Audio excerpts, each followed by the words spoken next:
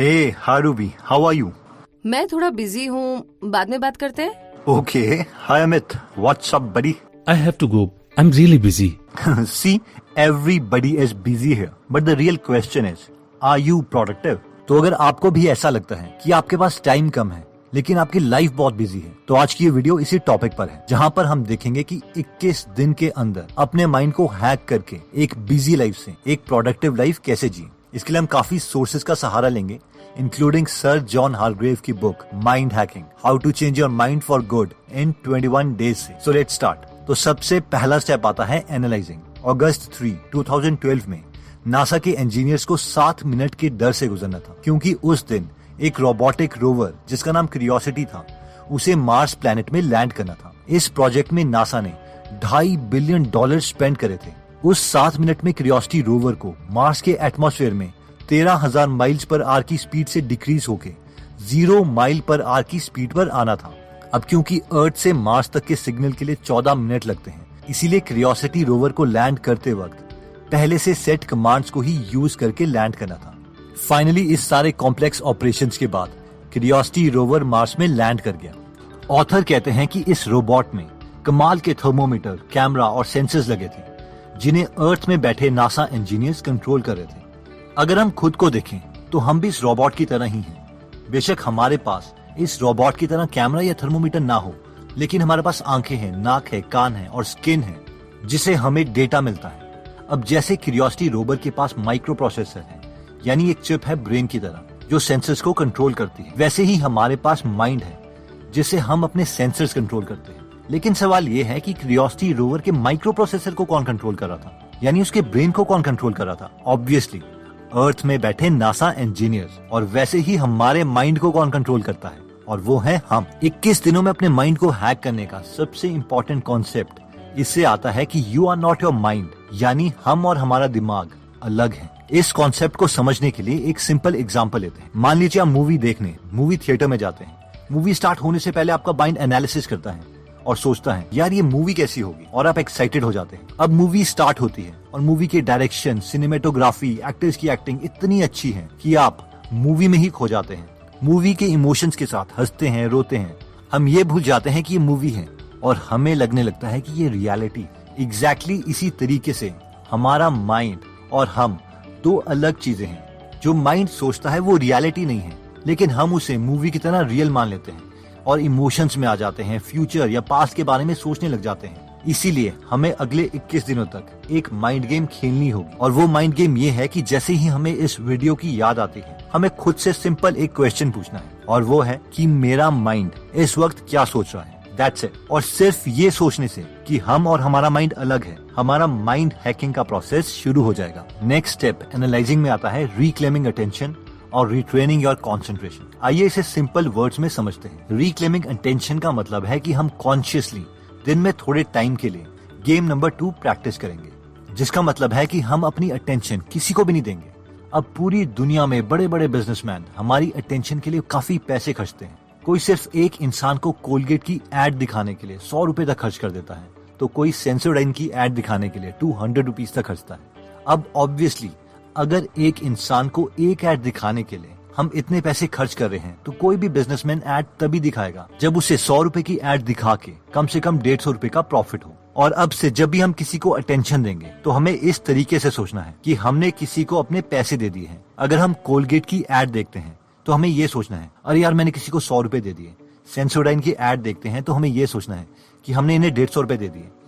और कम से कम हमें दिन में 1 आवर के लिए अपनी अटेंशन किसी को नहीं देनी है। इसीलिए अगले 21 दिन के लिए 1 घंटे के लिए हर रोज हमें कोई मैसेजिंग एप्लीकेशन, कोई text messages, internet distraction, Audible visual notification बंद कर देनी है और अपनी अटेंशन को रिक्लेम करना है। अटेंशन रिक्लेम करने के बाद आता है रिट्रेनिंग योर कंसंट्रेशन, यानी हमें अपने माइंड को अब ट्रेन करना है कि वो वही सोचे जो हम चाहते हैं, जिसके लिए हमें हर रोज सिर्फ 10 से 20 मिनट में माइंड गेम नंबर 3 खेलनी है, और वो है सी योर ब्रेथ, यानी एक शांत जगह में बैठ के बस अपनी सांसों को ऑब्जर्व करना है कि हम ब्रीथ कैसे करते हैं। हमारा माइंड बीच में कुछ और सोचने लगेगा, but it's okay.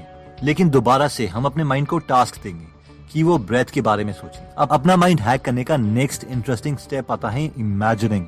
Albert Einstein ने कहा था, imagination is more important then knowledge. लेकिन आपको पता है कि आइंस्टाइन के स्कूल टीचर्स क्या बोलते थे? आइंस्टाइन के एक टीचर ने आइंस्टाइन के डिसओबीडियंस को देखते हुए कहा था, तेरा जिंदगी में कुछ नहीं होगा। और एक्चुअल में ऐसा लग भी रहा था, क्योंकि आइंस्टाइन एक लो लेवल गवर्नमेंट जॉब कर रहे थे। वो एक 3rd क्लास पेटेंट क्लर्क थे।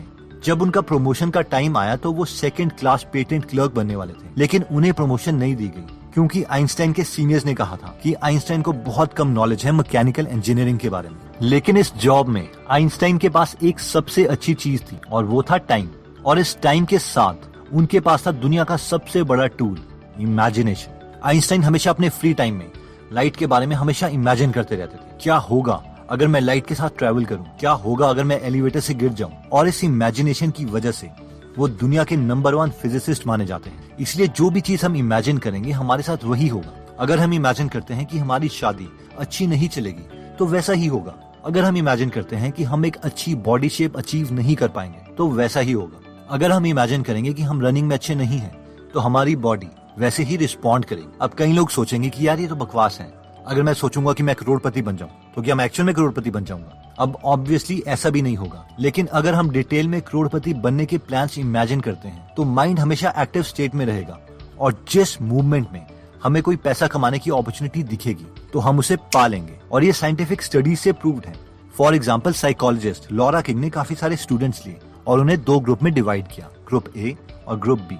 ग्रुप ए में कोई इंटरवेंशन नहीं की गई, लेकिन ग्रुप बी के स्टूडेंट्स को बोला गया कि रोज 20 मिनट तक अपने गोल्स लिखो, बड़े ऑडेशियस गोल्स, और उनके बारे में डिटेल में इमेजिन करो कि तुम वो अचीव कर चुके हो। इस एक्सपेरिमेंट का रिजल्ट ये था कि ग्रुप बी वाले स्टूडेंट्स जिन्होंने इमेजिनेशन की थी वो ग्रुप ए के स्टूडेंट्स के कंपैरेटिवली ज्यादा पॉजिटिव, हेल्दी और सक्सेसफुल रहे। 21 दिन में माइंड हैकिंग का नेक्स्ट स्टेप आता है रीप्रोग्रामिंग। एडिसन को एक काफी सक्सेसफुल इन्वेंटर माना जाता है, जिनके नाम पर 1000 से ज्यादा पेटेंट्स थे।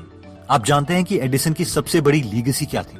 उनसे हमने ये सीखा था कि इन्वेंशंस कैसे करते हैं। उनके ऑफिस के किनारे एक बेड लगा हुआ था। एडिसन बहुत देर तक एक आइडिया पर सोचते रहते थे। उसके बाद जब वो थक जाते तो थोड़ी देर के लिए उस ऑफिस में रखे बेड में सोने चले जाते। अब जैसे ही उन्हें कोई आइडिया आता वो फटाफट बेड में उठते और उसे कागज में लिख लेते। उसके बाद वो अपने ऊपर वाले फ्लोर के ऑफिस में भागते और उस आइडिया से रिलेटेड रफ ड्राइंग्स बना लेते, जिन्हें वो रियलिटी में कन्वर्ट करना चाहते थे। इसके बाद वो रफ ड्राइंग्स साथ वाले कमरे में बैठे ड्राफ्ट्समैन के पास जाती थी, जो उन रफ ड्राइंग्स को फेयर करके बनाते थे। अगर उन ड्राफ्ट्समैन को कोई क्वेश्चन होता तो वो एडिसन से पूछ लेते। उसके बाद वो ड्राइंग्स मशीन हॉल में जाती, जहां पर उस ड्राइंग को रियलिटी में कन्वर्ट करने के लिए उस ड्राइंग के हर एक पार्ट को बनाया जाता, और फाइनली इन सब पार्ट को असेंबल करके पूरी मशीन तैयार होती थी। आइंस्टाइन बहुत प्राउड होके बोलते थे, हम एक लेडी वॉच से लेके पूरी लोकोमोटिव बना सकते हैं। इस स्टोरी में सबसे इंटरेस्टिंग बात यह है कि आजकल की मॉडर्न कंपनीज ने अपने R&D यानी रिसर्च एंड डेवलपमेंट ऑफिसेस इसी तरीके से ऑर्गेनाइज किए हैं। पहले वो आइडिया लेते हैं, फिर उसे पेपर में लिखा जाता है, फिर उसके प्लान्स बनते हैं, फिर प्रोटोटाइप, और फाइनली फिनिश्ड प्रोडक्ट तैयार किया जाता है। तो अगर हम भी अपने गोल्स को रियलिटी में बदलना चाहते हैं तो पहले डिटेल में अपने गोल्स के बारे में सोचो, उसे पेपर्स में लिखो, फिर उसके फाइनल प्लान्स तैयार करो, और फाइनली एक्शन लेके उस विजन को रियलिटी में बदल दो। तो दोस्तों, इस वीडियो में हमने अपने माइंड को 21 दिन में हैक करने के लिए 3 स्टेप्स देखे थे। पहला था एनालाइजिंग, दूसरा इमेजिनिंग, और तीसरा रीप्रोग्रामिंग। जिसमें सबसे पहले एनालाइजिंग में हमने देखा था कि हम और हमारा ब्रेन 2 अलग चीजें हैं, इसलिए इन दोनों को अलग करने के लिए सबसे पहले हमें खुद से सिर्फ एक सिंपल सवाल पूछना चाहिए कि हमारा माइंड इस वक्त क्या सोच रहा है, जिससे हम अपने माइंड को खुद से अलग कर पाएंगे। नेक्स्ट स्टेप था रिक्लेमिंग योर अटेंशन, यानी दिन में 1 आवर के लिए कॉन्शियसली सारी नोटिफिकेशंस बंद कर दो।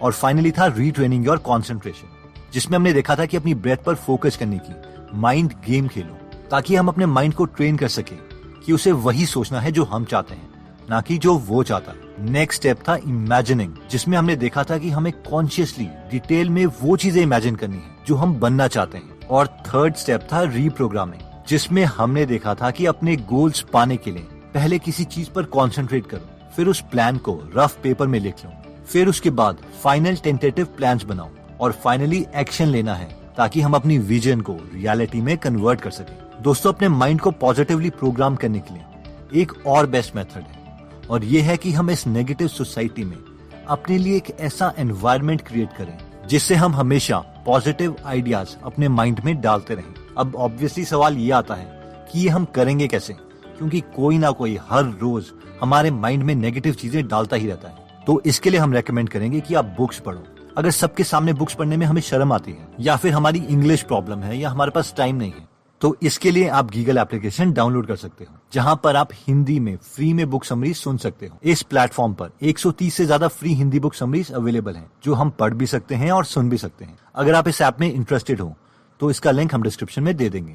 एनीवेज दोस्तों, अगर आपको हमारी मेहनत पसंद आई और अगर आप ऐसी नॉलेजेबल वीडियोस मिस नहीं करना चाहते तो सब्सक्राइब करने के बाद आप बेल का बटन जरूर दबा दीजिए। आप कमेंट करके ये भी बता सकते हैं कि आप नेक्स्ट वीडियो किस टॉपिक पर चाहते हैं। जल्द ही हम आपसे दोबारा मिलेंगे। जय हिंद।